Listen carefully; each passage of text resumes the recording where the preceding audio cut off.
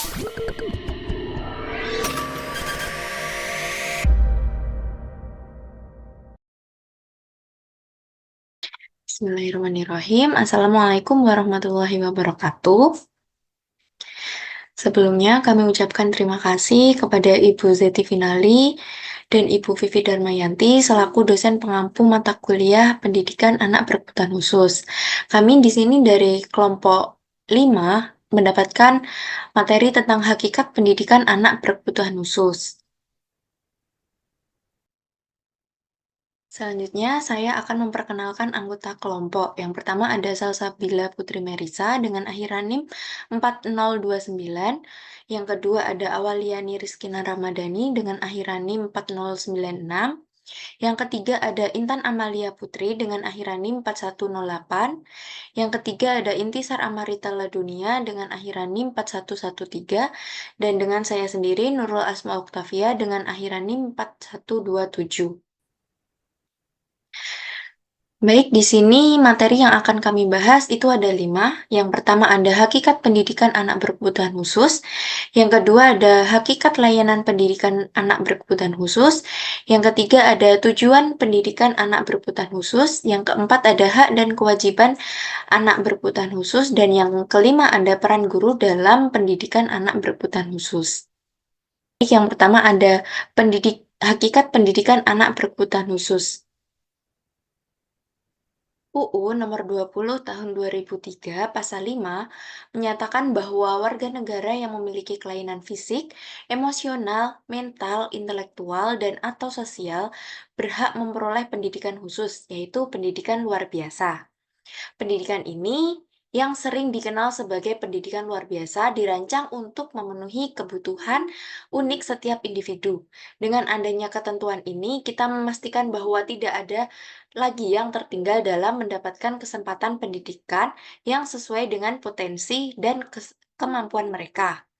Hal ini mencerminkan komitmen kita terhadap kesetaraan dalam pendidikan dengan menyediakan dukungan yang diperlukan untuk membantu setiap siswa mencapai keberhasilan dan berkembang secara maksimal dalam lingkungan yang mendukung.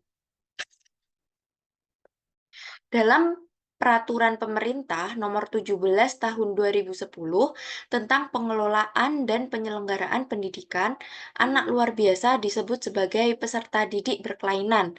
Setiap orang mempunyai kekurangan atau kelemahan dan kelebihan atau kekuatan. Peraturan ini mengakui bahwa setiap individu memiliki kombinasi unik dari kekurangan dan kelebihan. Dengan kata lain, setiap anak memiliki tantangan tertentu yang mungkin mempengaruhi cara mereka dalam belajar, namun juga memiliki potensi dan kemampuan yang dapat dikembangkan. Sistem pendidikan kita dituntut untuk menyediakan lingkungan yang mendukung, fleksibel, dan inklusif, sehingga setiap anak terlepas dari kebutuhan khusus mereka dapat memperoleh kesempatan yang sama untuk belajar dan berkembang sesuai dengan kemampuan mereka.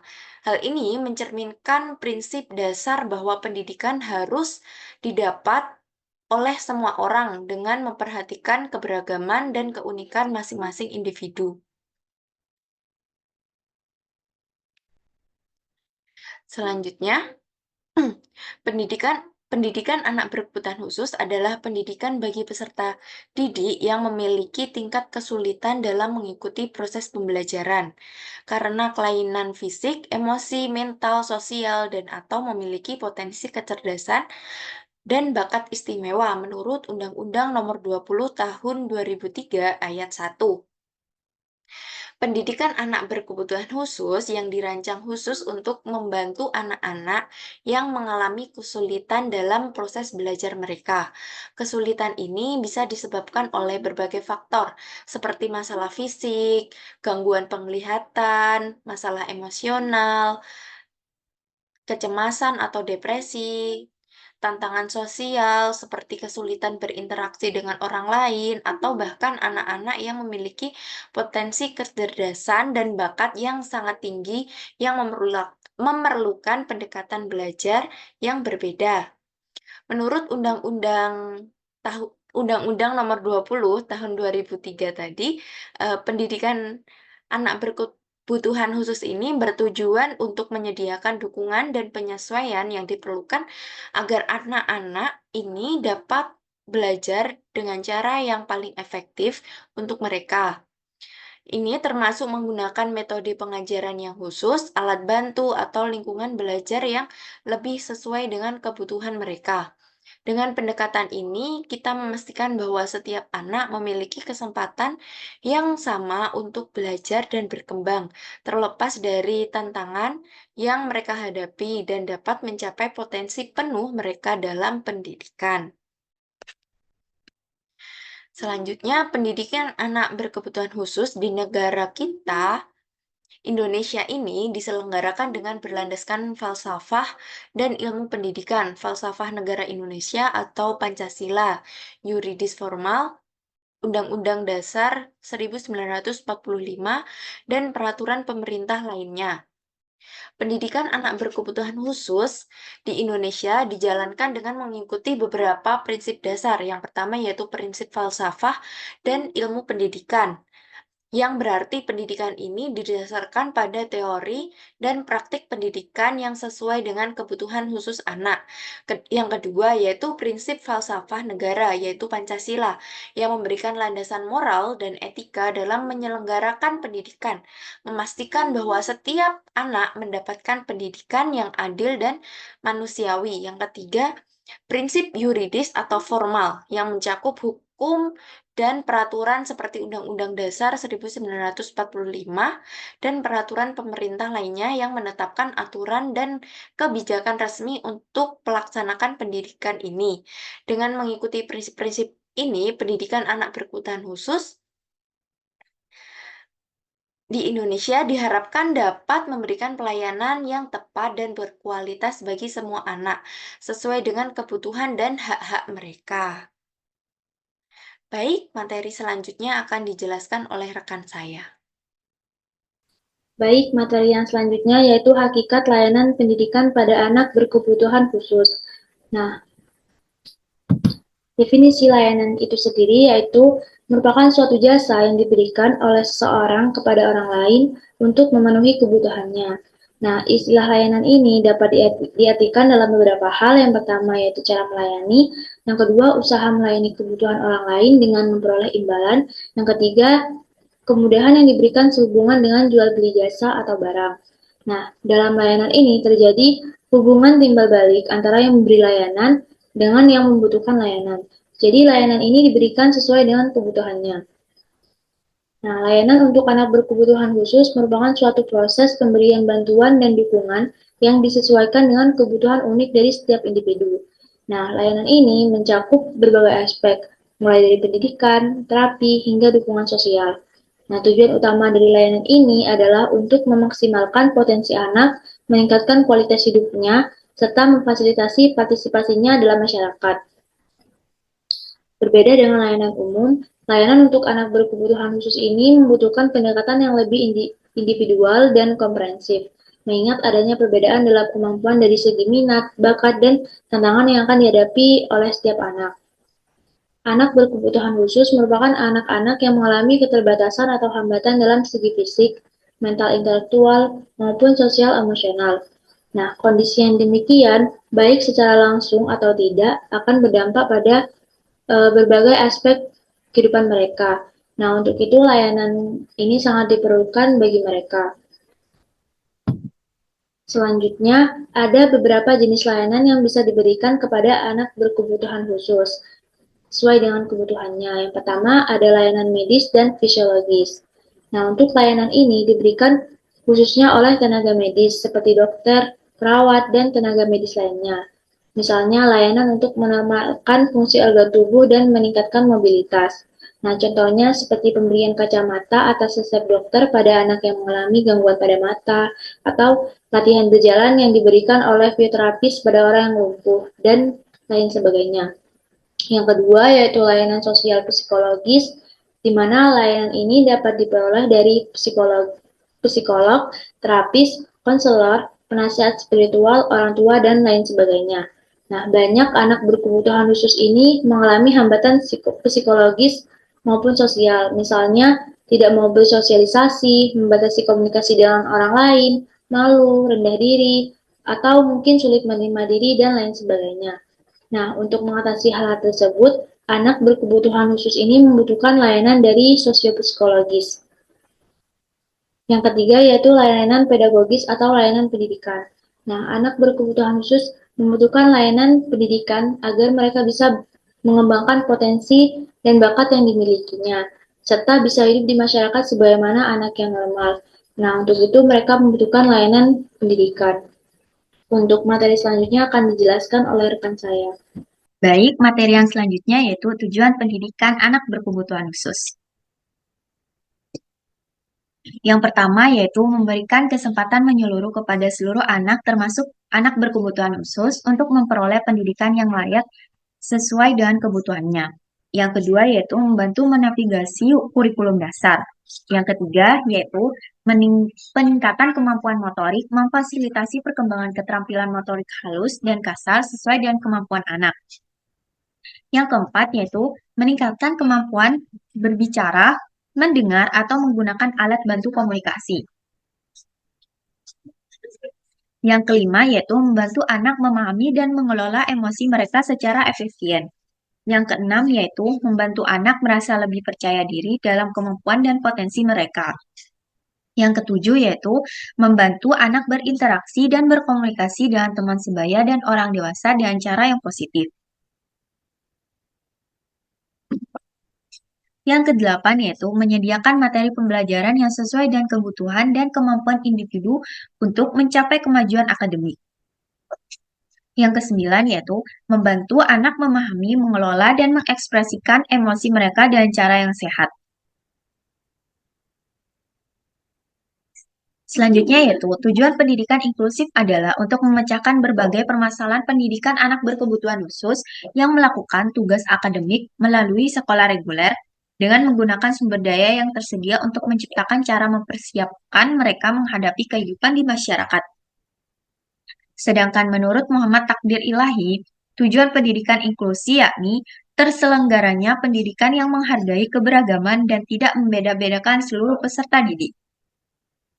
Materi yang selanjutnya akan disampaikan oleh rekan saya. Baik, materi selanjutnya yaitu hak dan kewajiban anak berkebutuhan khusus. Anak berkebutuhan khusus adalah anak yang mempunyai kesulitan belajar atau melakukan hal-hal sehari-hari karena kondisi tertentu, seperti susah mendengar, melihat, atau belajar. Mereka butuh bantuan lebih agar bisa berkembang seperti anak pada umumnya.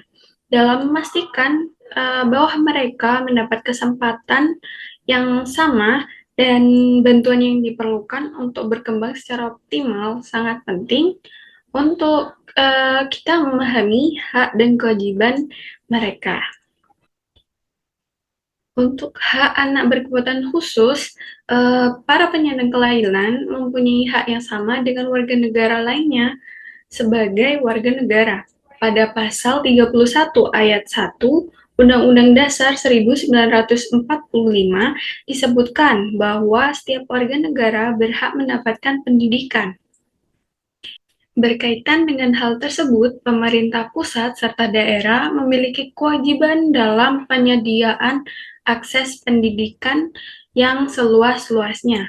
Menurut Bab 4 Undang-Undang Nomor 20 Tahun 2003 tentang Sistem Pendidikan Nasional atau Sistiknas, pada ayat 1, 2, 4, dan 5 dari pasal 6 Bab 4 Undang-Undang Nomor 20 Tahun 2003 ini berkaitan tentang hak para penyandang kelainan. Dapat diperhatikan sebagai berikut.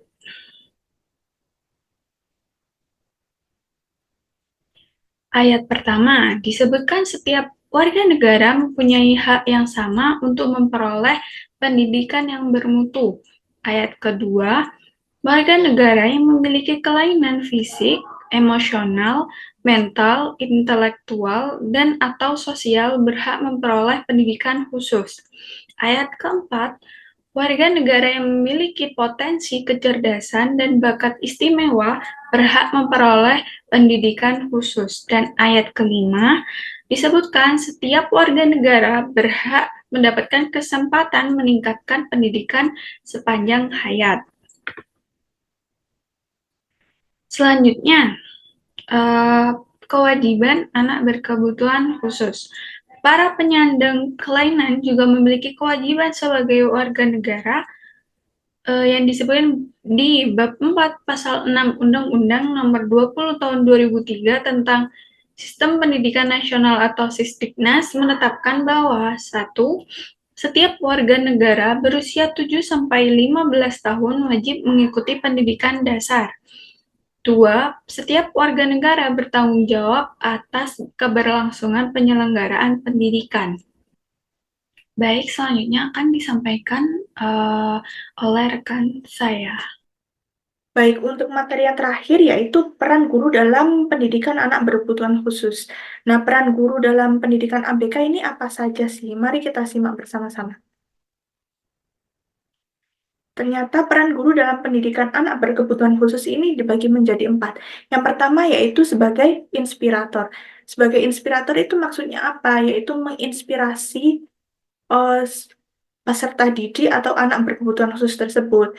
Nah, sebagai inspirator ini, guru berperan dalam melahirkan ide-ide baru untuk mengembangkan bakat anak berkebutuhan khusus. Dalam hal ini, guru berperan untuk mendidik anak berkebutuhan khusus dengan hal-hal yang bersifat baru. Misalnya, ketika guru itu sudah mengetahui serta mengembangkan bakat anak berkebutuhan khusus dalam bidang menggambar, maka guru bertugas untuk mencari bakat-bakat yang lain yang dimiliki oleh anak berkebutuhan khusus. Seperti itu. Peran guru ini tidak hanya mengembangkan bakat tertentu saja, tetapi guru berperan mengembangkan bakat lainnya yang kemungkinan dimiliki oleh anak berkebutuhan khusus. Dalam mengembangkan bakat siswa, guru tidak hanya terpaku pada satu bakat saja, tetapi variatif, bakat yang variatif sehingga mereka memiliki kelebihan secara psikologis meskipun mereka itu memiliki kekurangan secara biologis. Nah, ketika guru sudah mengetahui bakat siswa adalah melukis, maka bakat ini tuh harus dikembangkan, lebih dikembangkan lagi. Lalu selanjutnya guru berperan agar siswa mengembangkan bakat yang lainnya. Yang kedua, sebagai organisator. Sebagai organisator itu maksudnya mengorganisasi atau mengatur ya. Jadi, sebagai organisator ini, guru berperan dalam mengelompokkan bakat-bakat yang dimiliki oleh siswa. Misalnya, guru mengelompokkan beberapa orang siswa yang memiliki bakat menggambar, lalu mengelompokkan siswa yang memiliki bakat berpidato, lalu siswa yang gemar dalam hal olahraga, seperti itu. Nah, peran guru dalam mengorganisasikan bakat yang dimiliki oleh siswa tidak hanya sekedar mengelompokkan bakat apa saja yang dimiliki siswa, tetapi guru juga berperan dalam mengelompokkan bagaimana perkembangan setiap bakat yang dimiliki oleh siswa. Hal ini memiliki tujuan agar guru mudah melakukan pengembangan bagi setiap bakat yang dimiliki oleh siswa tersebut. Yang ketiga, sebagai motivator. Nah, sebagai motivator ini maksudnya itu memotivasi, memberikan dukungan atau memberikan semangat kepada siswa. Jadi guru itu tidak hanya sekedar menyampaikan materi di dalam kelas, tetapi juga sebagai motivator bagi anak didik untuk melaksanakan tugas belajarnya. Nah, untuk anak berkebutuhan khusus ini, guru sebagai motivator ini sangatlah penting, karena jika tidak dimotivasi, maka anak tersebut itu tidak akan melaksanakan tugas belajarnya dengan baik. Bagi anak berkebutuhan khusus, ketika guru tidak berperan sebagai motivator, maka bakat yang ada dalam diri anak tersebut tidak akan tumbuh dan berkembang sebagaimana semestinya. Adapun bentuk peran yang dapat ditunjukkan oleh guru sebagai motivator adalah memberikan dorongan atau semangat sebagai guru sehingga anak ini selalu antusias untuk mengembangkan potensi serta bakat yang dimilikinya. Membuat situasi agar selalu menyenangkan agar anak tidak merasa jenuh dengan apa yang dilakukannya. Nah, yang terakhir sebagai supervisor. Sebagai supervisor ini, guru yang telah menunjukkan perannya dalam mengembangkan bakat anak. Dalam hal ini, guru berperan untuk memperbaiki keadaan dan kondisi anak ketika melakukan pengembangan bakat yang dimilikinya. Misalnya, ketika siswa diminta berolahraga, guru memantau serta melihat bagaimana letak kesalahan anak tersebut. Ketika anak melakukan kesalahan, maka guru langsung mendekati anak dan memberitahu di mana saja letak kesalahan dari anak tersebut, sehingga guru memberikan pembelajaran agar anak dapat memperbaiki bakat yang dimilikinya. Guru juga dapat melakukan pengamatan terhadap apa yang dilakukan oleh anak tersebut. Misalnya, ketika anak menggambar, guru mengamati. Lalu guru memperhatikan di mana kesalahan yang dilakukan oleh anak. Ketika anak melakukan kesalahan, guru langsung menunjukkan kepada anak sesuatu yang benar itu seperti apa. Seperti itu. Sekian presentasi dari kelompok kami. Saya kembalikan kepada moderator.